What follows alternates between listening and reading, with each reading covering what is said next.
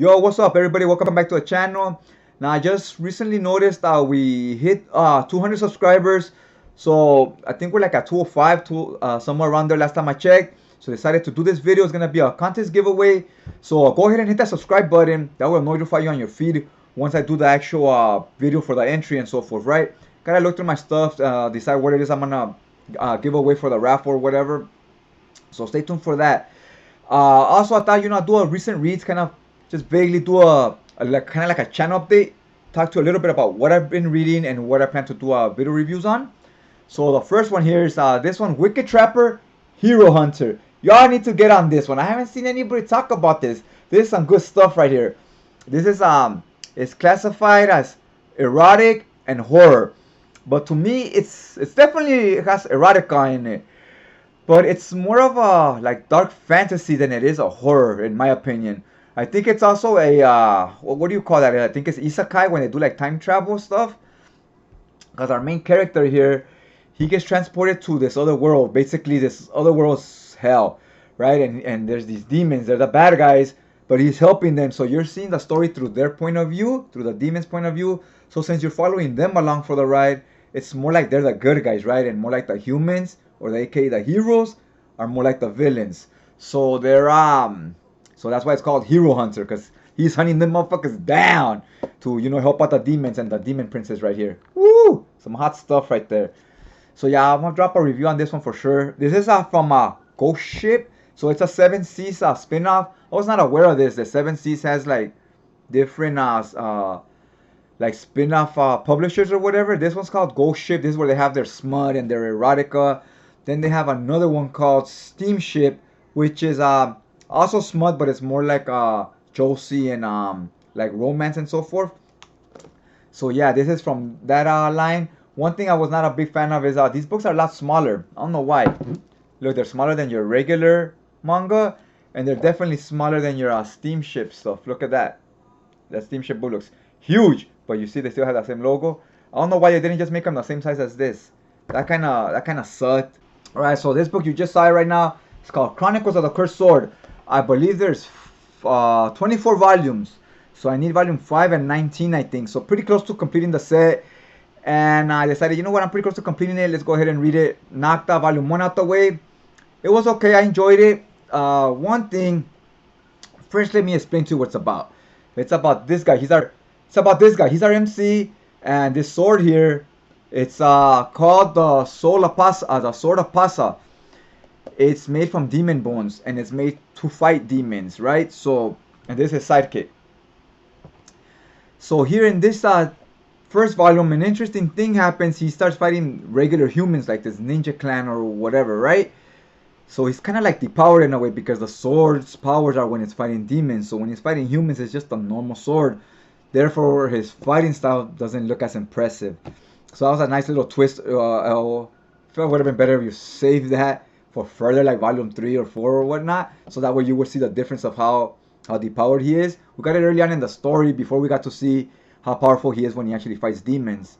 So we got that after in the second half of the book. He fights a demon, and you see how much more badass he is once the sword activates or whatever, because he's fighting a demon. And another funny thing is this sword speaks. So it speaks to him. It argues with him sometimes and so forth. Like, do this technique or do this move or whatever. So yeah, I enjoyed it enough so far. The art, I know art is subjective. We all have different favorites of styles and so forth. To me, this art style, this wasn't my favorite, but it had its moments. There's pages where it looks cool, but for the most part, it's very mid. One thing I noticed is with the choreography, like what I mean is like the angles they use on fight scenes and so forth.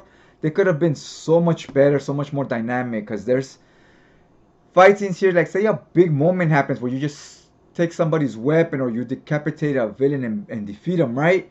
And then it's run like in a little panel. It's like you would want that in a big 2-page spread or in a big 1-page, full page, right? Like it's a big scene. Or the angle they use isn't right? Like you just see that guy's back and holding the sword. As an example, right? You don't see that guy's head actually being chopped off. You just see our main character with his back turned, and you're like, we just seen his back. We didn't see this big moment, right? So stuff like that I thought was left something to be desired. I'm gonna drop a review on that book because it didn't. I feel like it didn't have a lot of story. It was more action. So maybe I'll read like 3 volumes, then drop a review for every 3 volumes. So yeah, the next book I read was this one, the Never Be a Crown Princess.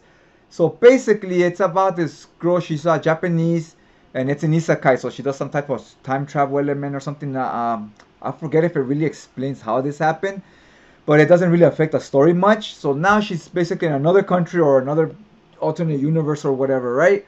And as you can tell here, she does not look Japanese anymore, right? She's now she's European. I believe they're in England. She has to marry this prince, and by the title there, no way, Jose. So she won't doesn't want to marry this prince, and we get the story through her point of view. Midway through the book, we get some. It gets real spicy. I'm gonna just say that. I don't want to spoil anything else. So once we get to the middle of the book, once that happens, they meet each other in the middle of the book. Then we go back to the beginning of the story again, and now it's being told through the guy's point of view. So now we have basically the same story being told twice, and it comes at an intersection, right, where they finally meet up. So I did like that they did that. It served the purpose to tell the same story twice and so forth. But I hope they don't do that going forward. I hope they don't keep telling the same story to the 2 points of views, because now that they met each other, we should just have one cohesive story going all the way through the next volume, right? It basically explains to us how what his thoughts of her before he met her, and the whole situation of having to marry her. And then on her point of view, the same thing, her thoughts of how she doesn't want to marry him and whatnot, right? Basically what they both thought of each other before they met each other is what the first volume does here. Really enjoyed it. This was a recommendation by Princess Paperback. Check out his channel, it's real fun. She also collects you know those other books, the ones with just words and no pictures? You know which ones I'm talking about. So yeah, she also does some of those. She recommended Princess Jellyfish, which I really enjoyed. So I was like, you know what, I'm gonna take another recommendation because that one was really good.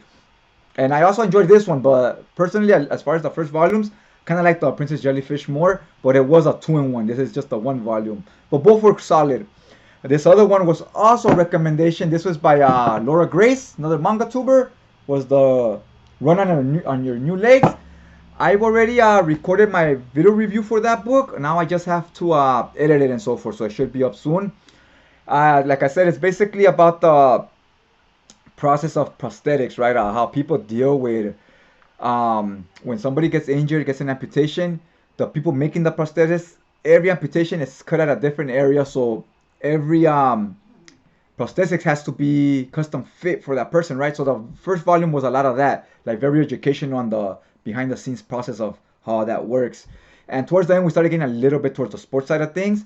But more than anything, what it did was teach you a little bit about prosthetics, and also just introduce us to their characters and give them their character development and so forth, right? Each one has its own personality and so forth. I really liked our main NC. I'm digging him. So the next volume, we start digging a little bit more into the sports side of things. So see if it goes more that route going forward.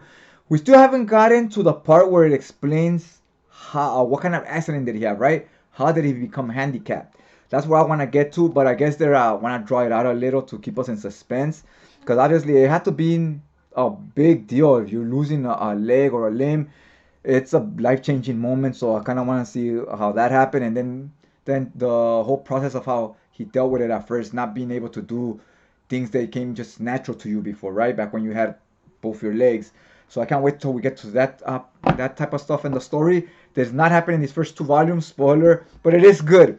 So yeah, stay tuned for that review as well. That's a book I don't hear anybody talking about, and I feel it deserves a little more attention than what it's getting. Let me just say that. More people should check it out. Okay, I think that's all I got for you for right now. So stay tuned for those video reviews. And I do have my second half of my Right Stuff birthday sale stuff here, so I need to do a haul on that as well. So other than that, hopefully you guys like what you saw here. You hit that like button. Go ahead and hit that subscribe button. That will notify you on your feed once I do the raffle giveaway video, so you could enter. And other than that, I'll just check you guys out next time.